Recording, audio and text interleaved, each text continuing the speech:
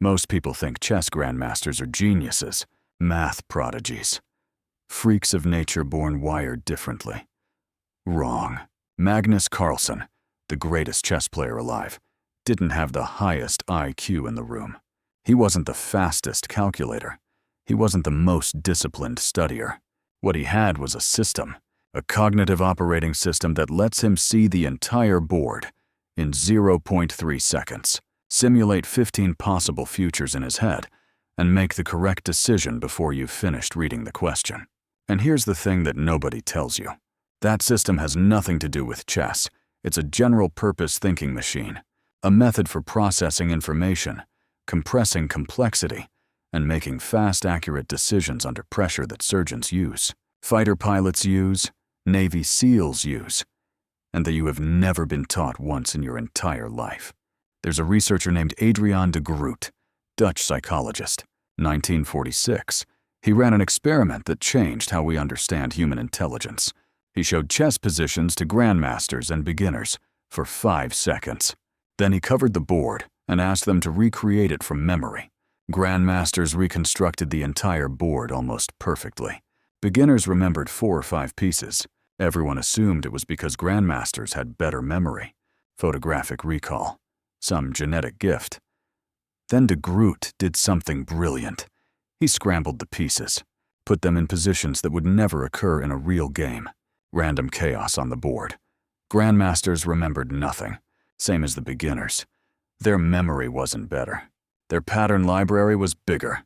That's the entire secret, and I'm going to show you exactly how to build one. By the end of this, you will never approach learning, decision-making, or problem-solving the same way again. Chapter 1. The Pattern Library. Here's what most people do when they try to learn something hard. They read the material. They take notes. They highlight. They reread. They try to memorize the information as raw data, individual facts floating in their skull with no connections between them. This is the beginner chess player approach. 40 pieces on the board. 40 separate things to remember. Cognitive load through the roof. Brain overloaded. Performance collapses under pressure. Grandmasters don't see 40 pieces. They see 3 or 4 patterns. Patterns they have seen thousands of times before. Castled king, isolated pawn, open file, pin on the knight. 1 pattern, not 12 facts. 1. Your brain has the same architecture. It's not designed to hold 40 separate variables in working memory at once. George Miller proved this in 1956. The human brain can hold 7 chunks of information in working memory. Plus or minus 2, that's it. 7, not 70, 7. Every time you try to learn a new subject by memorizing disconnected facts, you are fighting this limit. You are trying to carry 40 loose eggs across the room. You will drop them. You always drop them. The fix is not to become a better egg carrier. The fix is to put them in a box. That's what chunking is. That's what pattern recognition is. Taking raw data and compressing it into a single recognizable unit that your brain can hold as one thing instead of 20. Grandmasters don't consciously decide to chunk. They've studied so many games that their brains do it automatically. They look at the board and don't see individual pieces. They see situations, scenarios they recognize. Their pattern library fires instantly and says, I know this. I've been here before. Here's what happens next. Most people spend their entire lives studying the wrong way and never build this library. They keep carrying loose eggs and wondering why they keep dropping them. Idiots. Here's how you actually build it. Step 1. Stop studying material. Start studying patterns. Every subject has a core set of recurring structures. Chess has maybe 50 or 60 genuinely important patterns. Medicine has illness scripts. Law has argument frameworks. Finance has deal structures. Coding has design patterns. Your job is not to memorize every possible scenario. Your job is to build a vocabulary of recurring patterns. 30 patterns you truly own beats 300 facts you sort of remember. When you encounter new material, your first question should not be, what does this mean? Your first question should be, what pattern is this an example of? Where have I seen this structure before? How does this fit into something I already know? This is called schema building. and it is the single most effective cognitive strategy ever documented in educational psychology. De Groot's experiment proved it. Your brain does not store raw facts. It stores compressed patterns. Feed it patterns, not facts.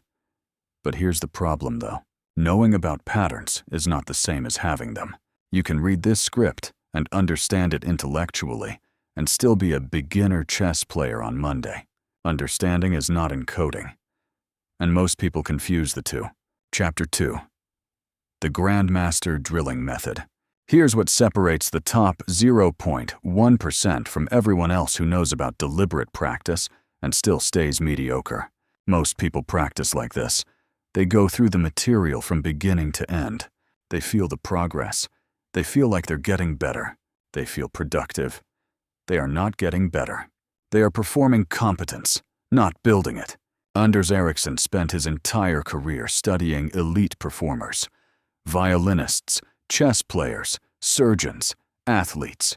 His conclusion was brutal, and most people ignore it. The number of hours you practice is almost irrelevant. What matters is what you practice and how. Top chess players don't replay games they already know. They study positions where they made errors. They isolate the exact moment the position went wrong. They drill that specific decision over and over until the correct response is automatic. This is called error-focused drilling, and your brain is specifically wired to respond to it. Here's the neuroscience. When you get something right, your brain releases a small amount of dopamine. Feels good? Minor reinforcement, mildly useful for motivation.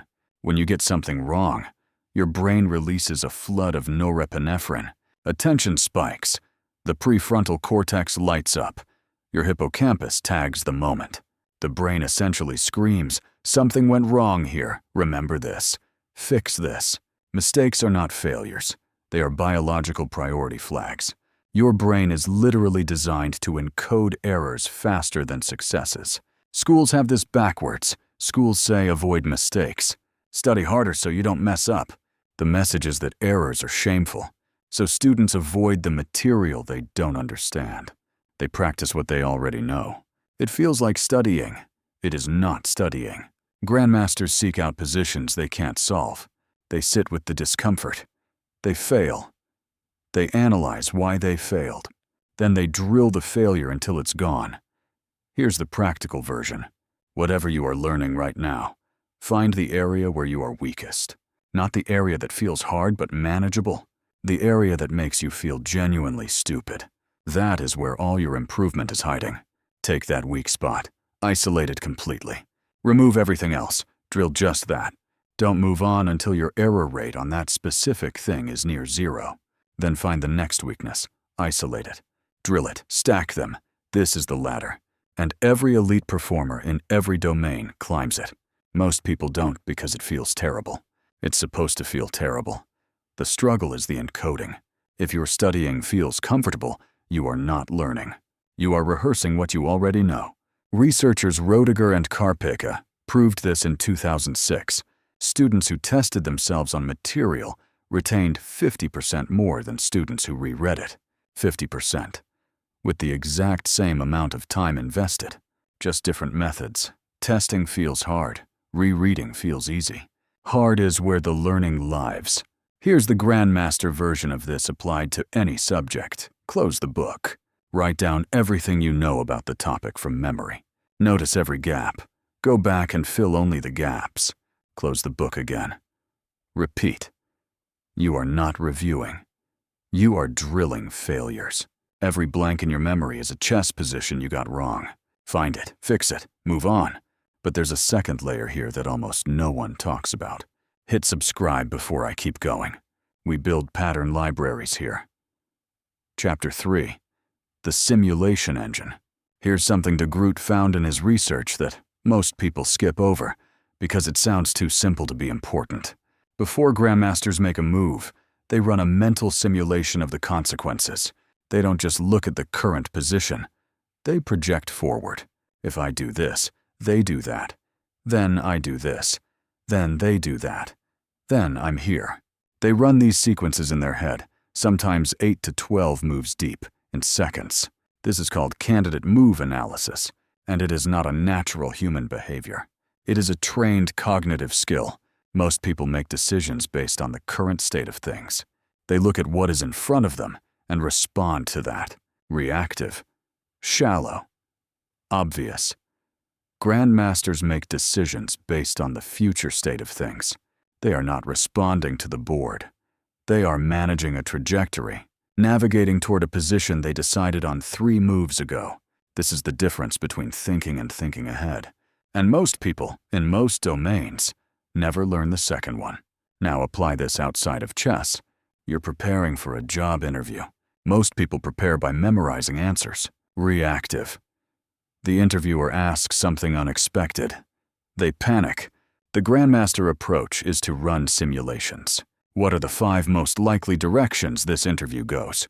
What are the 3 critical moments where candidates win or lose? If they push back on my salary, ask, what do I do? If they ask about my gap year, how do I frame it? If the conversation dies, how do I restart it? You are not memorizing answers. You are mapping the territory before you walk into it. You are playing the game in your head before it starts. This is what Garry Kasparov meant when he said chess is not about the next move. It is about the position you are building toward. The move in front of you is just the smallest unit. The game is the architecture of the whole thing. Research by Gary Klein on military commanders, emergency room doctors, and firefighters confirmed this. The best decision makers in high-pressure environments are not the ones who analyze options the most carefully in the moment. They are the ones who recognize patterns fastest and simulate consequences automatically.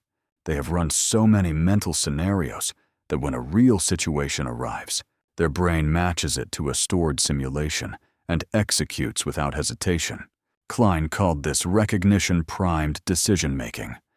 Pattern recognition triggering instant simulation, triggering action. No deliberation, no paralysis. Deliberation is for people who don't have the pattern library yet.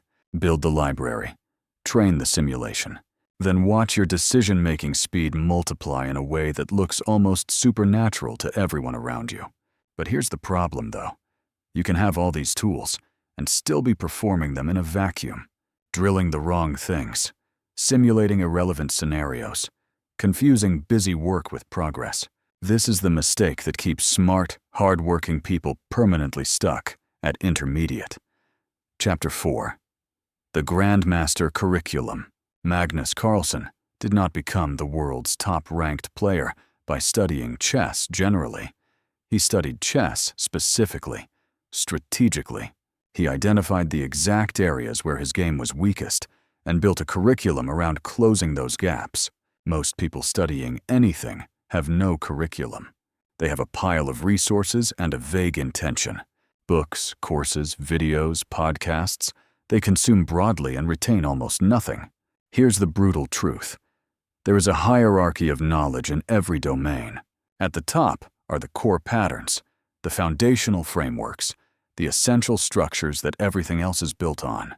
At the bottom are edge cases, exceptions, interesting trivia, and things that feel important, but are actually noise. Most people spend most of their time in the middle and at the bottom. They read broadly. They find things interesting. They feel educated. Their actual performance barely changes. Elite performers invert this. They find the foundational core first. They master it completely.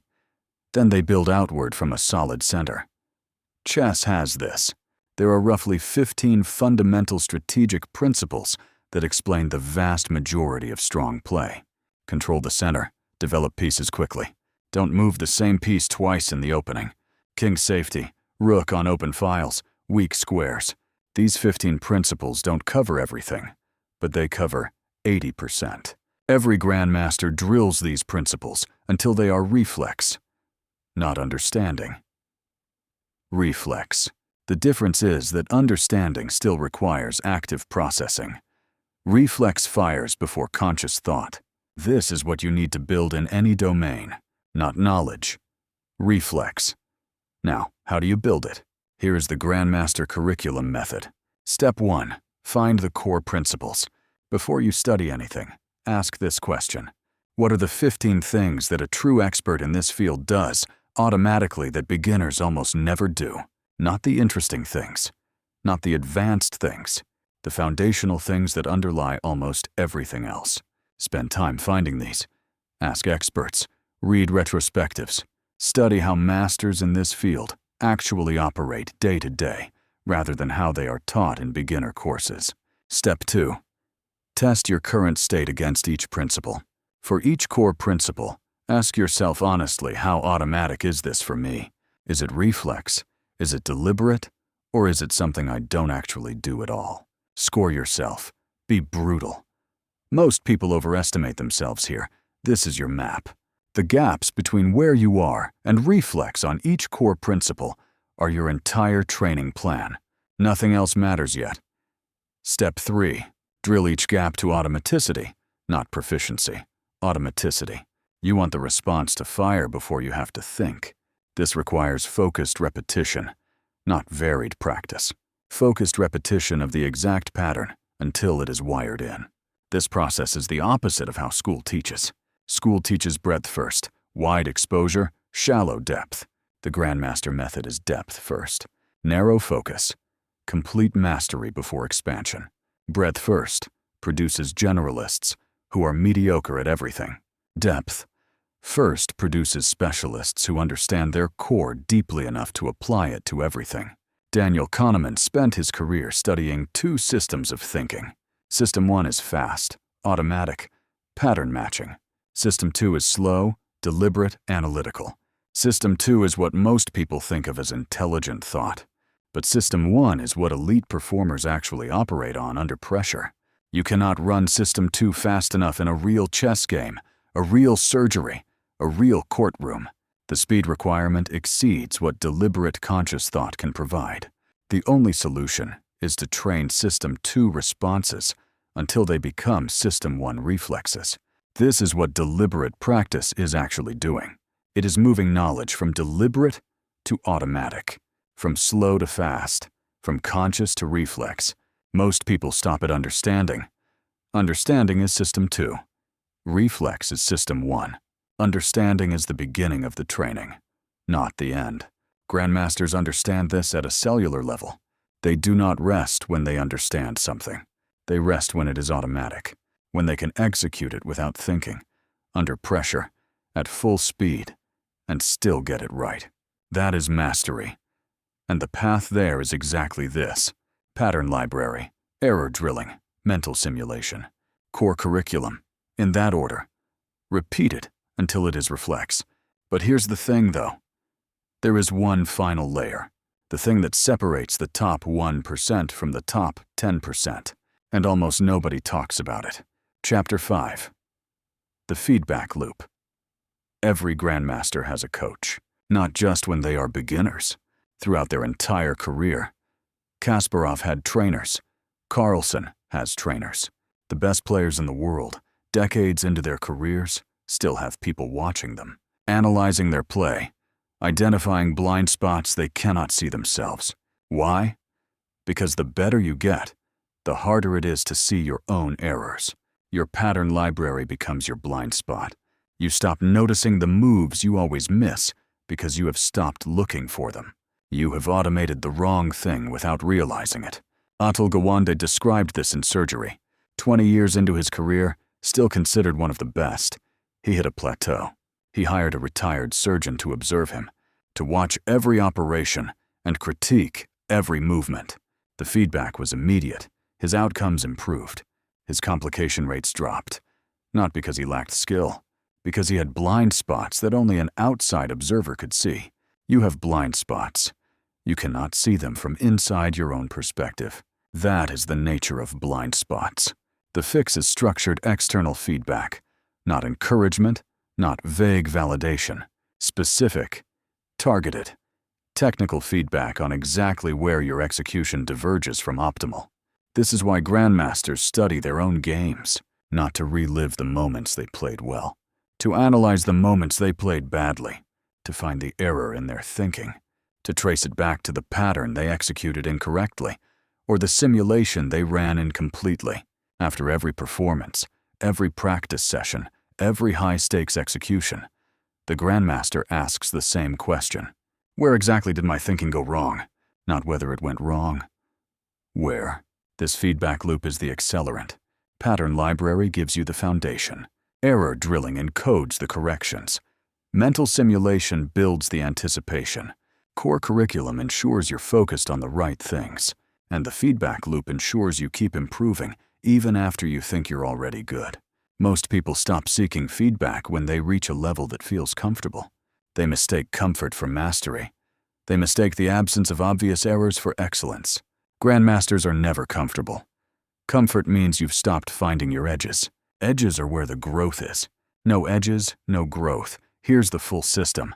Build your pattern library. Study recurring structures, not individual facts. Find the patterns that underlie the domain. Make them your vocabulary. Drill your errors, not your successes. Find your weakest points. Isolate them completely. Drill them until they are gone. Then find the next weakness. Repeat until you run out of weaknesses. You won't. Train your simulation engine. Before every performance, run mental scenarios. Map the territory. Anticipate the critical moments. Play the game in your head before it starts in reality. Build a core curriculum. Find the 15 foundational principles. Test your current reflex level against each one. Train the gaps to automaticity. Depth before breadth. Reflex before understanding. Close the feedback loop. Seek specific, technical, external feedback. Analyze your errors systematically. Never confuse comfort with mastery. Keep finding your edges.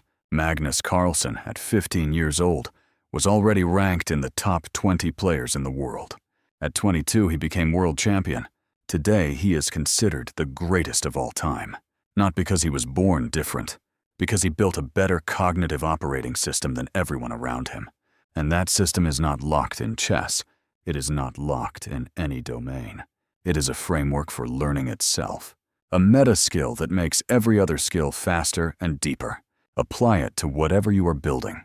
Your career, your language, your craft, your body of knowledge. The principles are identical. The results are almost unfair. But here's the problem, though.